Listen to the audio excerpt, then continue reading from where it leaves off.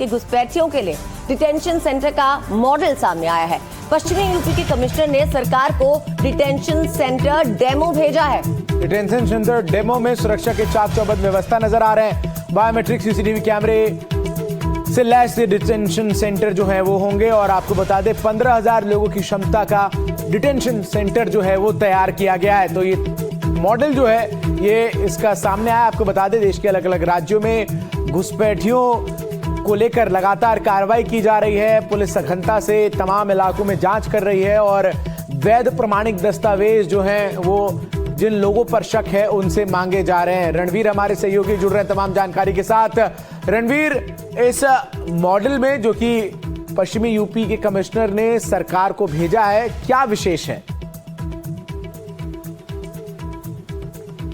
ये जो मॉडल है ये पूरे नगर निगम क्षेत्रों में यानी 17 नगर निगम है उनमें बनाने के लिए एक प्रस्ताव है और ये जो डिटेंशन सेंटर होगा इसकी क्षमता 15,000 लोगों की होगी। यानी कि किसी भी एक नगर निगम और आसपास के जिलों में जो है वहाँ से जो घुसपैठिए पकड़े जाते हैं उनको रखने की व्यवस्था।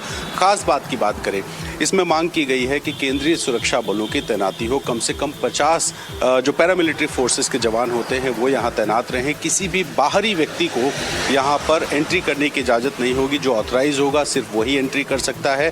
साथ ही जो रोहिंग्या या जो अवैध तरीके से भारत में घुस आए बांग्लादेशी हैं, अगर वो पकड़े जाते हैं तो उनका थंब इम्प्रेशन, आइरिस वगैरह लिया जाए ताकि वो कहीं भाग ना सके, उनकी पहचान हो सके। तो इस तरह से वहाँ पर जो थंब इम्प्रेशन की जो मशीन होती है वो लगाने की बात है। उन पर निगरानी रखने के लिए सीसीटीवी लगाने की बात है। महिलाओं और पुरुषों को एक ही डिटेंशन सेंटर में अलग अलग हिस्सों में रखा जाएगा और वहाँ पर इनके रहने खाने पीने की व्यवस्था होगी और फिर जो लीगल प्रोसीडिंग होती है इनको वापस भेजने की, उस लीगल प्रोसीडिंग के तहत वहां से धीरे धीरे हटाया जाएगा। तो यूपी में, पूरे यूपी में हर जिले में ये अभियान चल रहा है, चाहे लखनऊ हो चाहे यूपी का कोई भी जिला। लेकिन जो 17 नगर निगम, क्या यूपी में कोई डिटेंशन सेंटर ऑलरेडी मौजूद है और अगर है तो उसकी व्यवस्था किस तरह की है?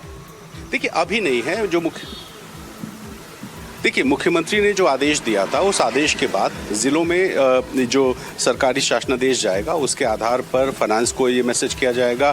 साथ ही ज़मीन तय की जाएगी कि किस जगह पे बनाना है। उसके बाद जो पैसे वहाँ से रिलीज़ होंगे वो पैसा रिलीज़ होने के बाद फिर उस सरकारी जो ज़मीन होगी, जो अलॉट होगी, वहाँ पर डिटेंशन सेंटर बनाया जाएगा। लेकिन इस बीच अगर इस पूरी जाँच पड़ताल में कोई अवैध बांग्लादेशी पकड़ा जाता है तो उसको रखने की जिम्मेदारी। रणवीर, आपके पास हम लौटेंगे और जानकारी लेंगे, आप बने रहिए हमारे साथ।